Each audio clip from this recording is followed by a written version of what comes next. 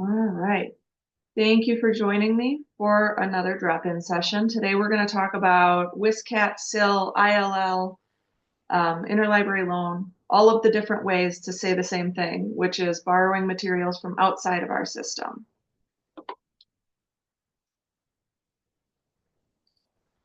So to start, just so that we're all kind of on the same page, when we talk about interlibrary loan, we're not talking about stuff in our system. We're talking about things from outside of SWLS. WSCAT is the shared catalog system run by DPI, and it is currently partially being funded through IMLS, the Institute of Media or Museum and Library Services.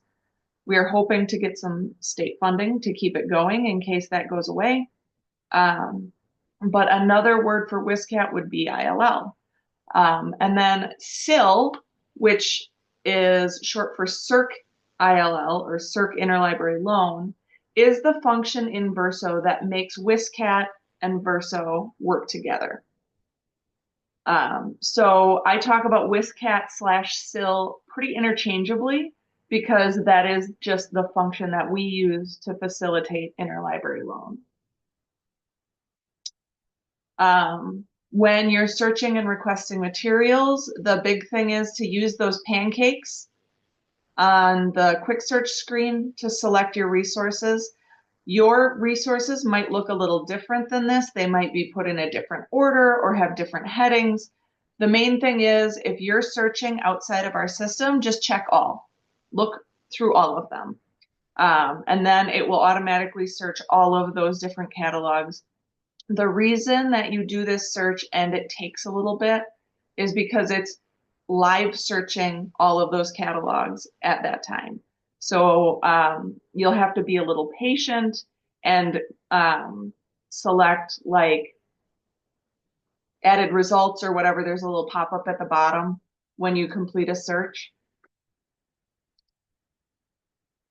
So helpful tips, obviously, always search the SWLS catalog first, because if we have it, you should not request it in WSCAT or SIL unless you need additional copies for a book club or something like that. So always make sure that you search the SWLS catalog first. Otherwise, I'll probably just cancel your request, place it in with Verso and send you an email. The next thing is to be checking that there are available copies when you're requesting. So you might have like several records available, but some of them might have zero owning libraries. That's not a good choice because it's not going to fill a request. But if there is one that has some available, or even in most cases, if it's zero of one available, you can often request that. And then when that item gets returned at that library, then it'll come through. So best case scenario, always choose the one that has available copies.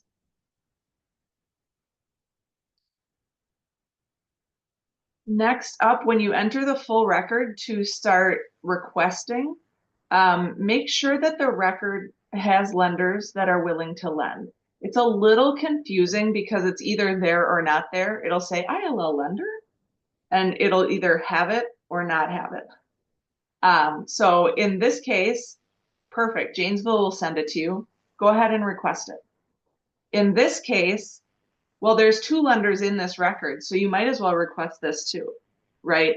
It's just that if the only locations do not have ILL lender, it's not likely that your item will be filled.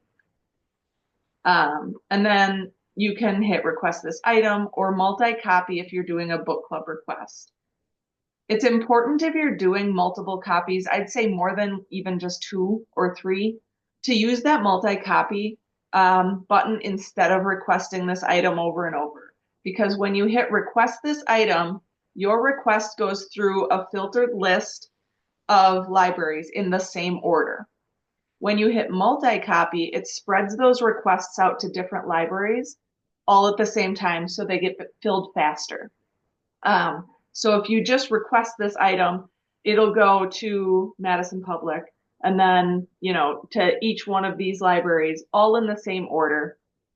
Whereas if you hit multi-copy, it'll send out all of those copy requests to different libraries to get filled right away.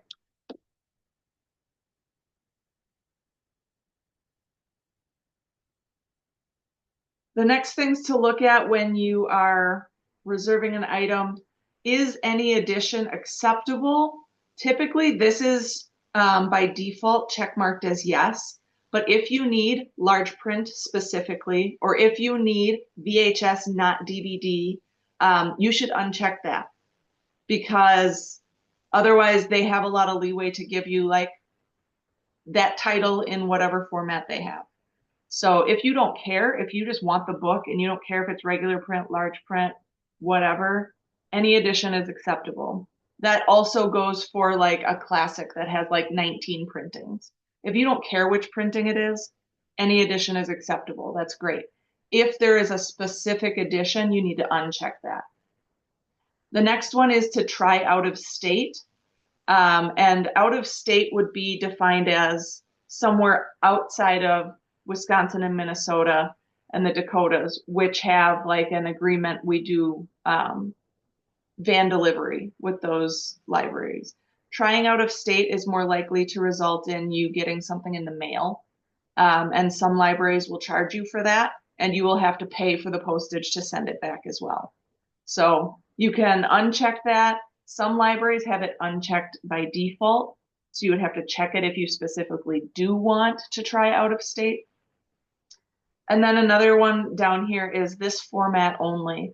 And that's, again, if you very specifically want only this exact record. You know, you want it to be this DVD with the second disc, with these subtitles, or whatever the patron is looking for. So it will just narrow down like what libraries can send it.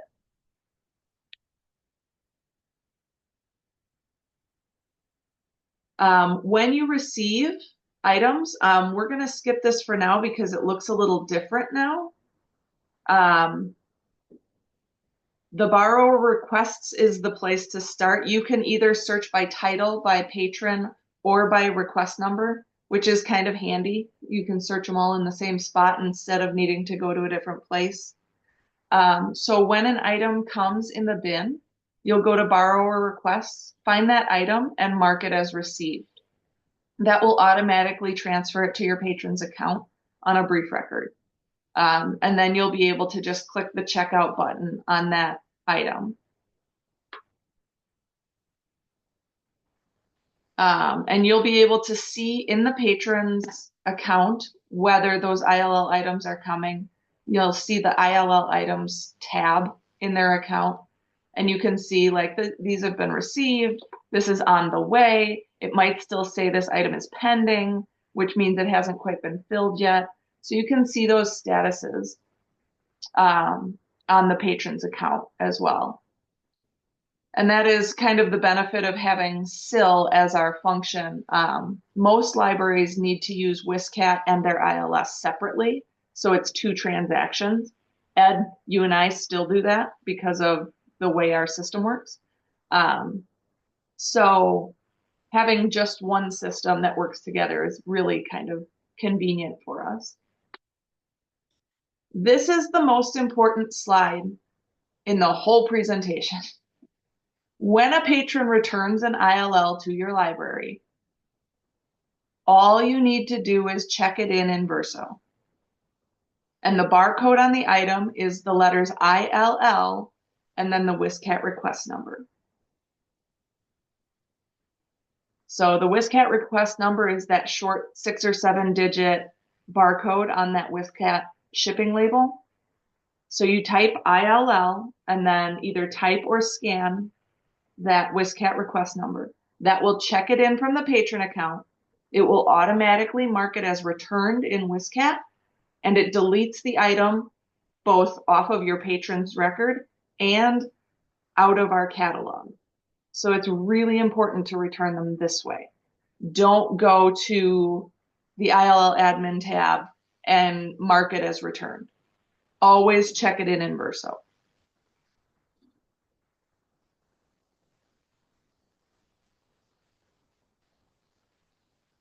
As for filling requests, every day that you're open, you would just check that ILL admin request manager. The pending tab is the things that people are asking you for. If it is brand new, if it is not on your shelf, if for some reason you just can't send it, you're allowed to mark will not supply.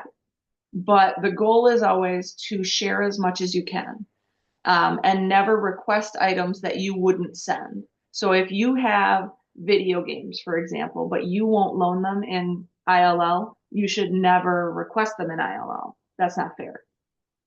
So the more you're willing to share, the more you can borrow.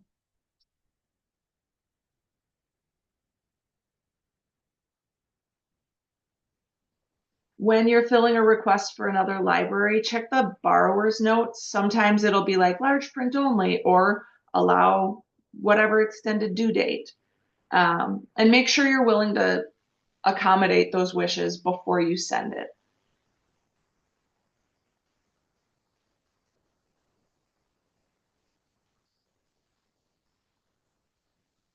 And when you're printing shipping labels, make sure that you don't print them back to back if you're doing multiple. Otherwise, you're going to have problems. And I've done it so many times. Forget to make it one-sided. And then I have to reprint them all. Remember that when you're sending ILL materials outside of our system, that you do not put tape on the material itself. Instead, tape the label to the rubber band or put it inside so that it's sticking out of the top and put it in the delivery that way.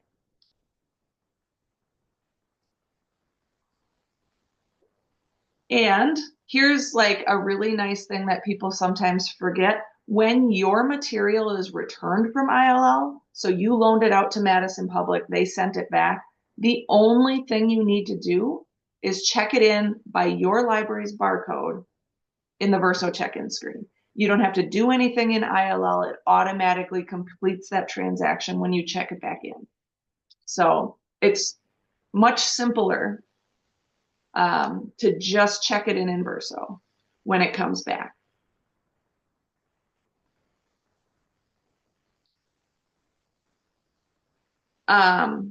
Some of the weird things that happen.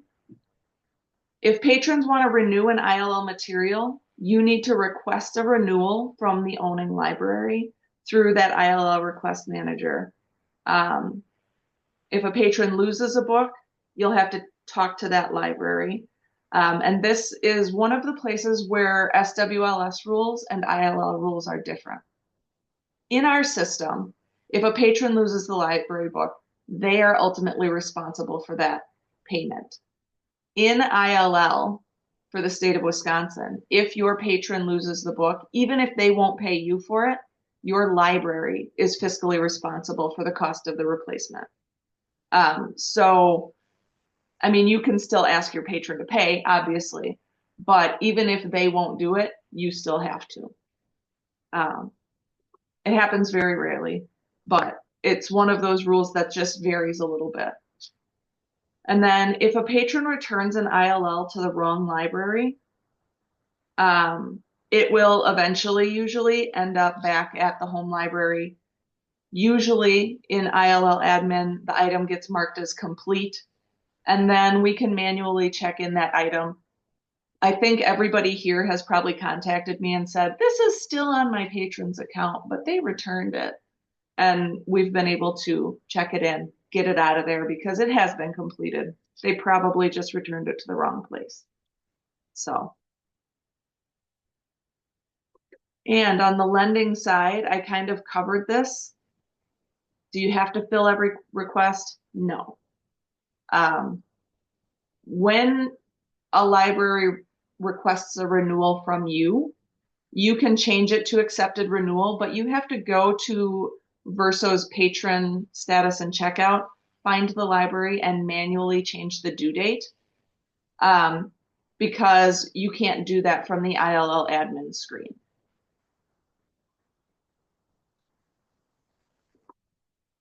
So that is all I have for this slideshow. So what I'm going to do now is I am going to go out. Candy, can I use your library as an example? Sure. I'm just going to navigate in the ILL admin. I won't be actually doing anything. but I have your password saved, so it's really easy. So in the ILL admin tab, we used to have a lot more options. This is a relatively new change. The request manager is the same. So here are all of the lending things pending. There are none pending right now. There are some things that are returned, so she'll be watching for them in the bin. There's some stuff that's still kind of in process. And here are the borrowing side. So there are some accepted renewals. There are things that are shipped, so they're on their way to the library, things that have been received, things that have been renewed. And so you can kind of see the status of all of the ILL items. Also in the ILL admin are the new borrower requests and lender requests. So instead of, you can still search by request number, and that goes for borrower or lender. But if you know that it's your patron, or it's an item coming in, if you go to borrower requests, you can now search by title, request number, author, lender, patron name, or status, all from the same screen. It's so awesome. I really love it. And let's see.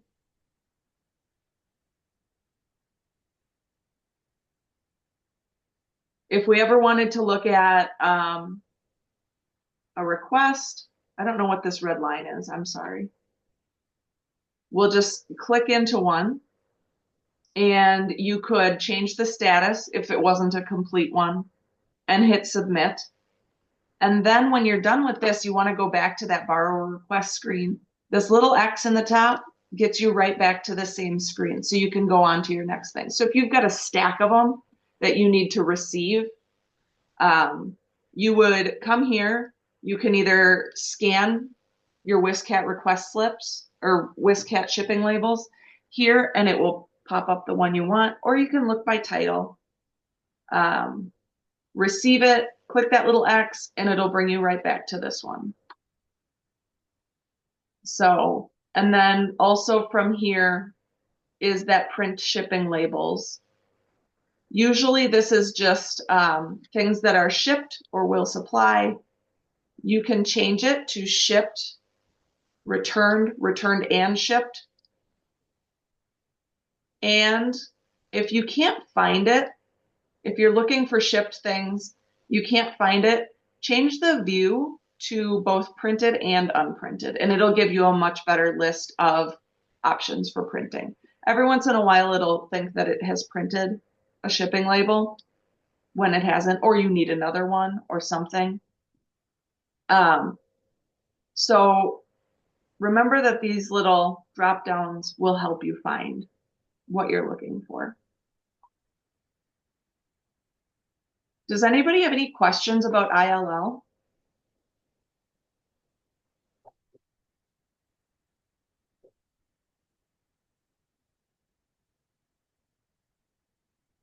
Thank you, Candy, for letting me use yours. I am going to go ahead and stop the recording.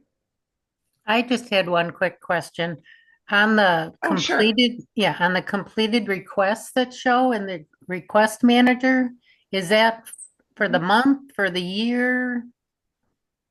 There is a time frame at which they kind of drop off into an archived status. I am not sure if it's Okay. like a number of items or a number of days. I Yeah, haven't it found shows what you consistency.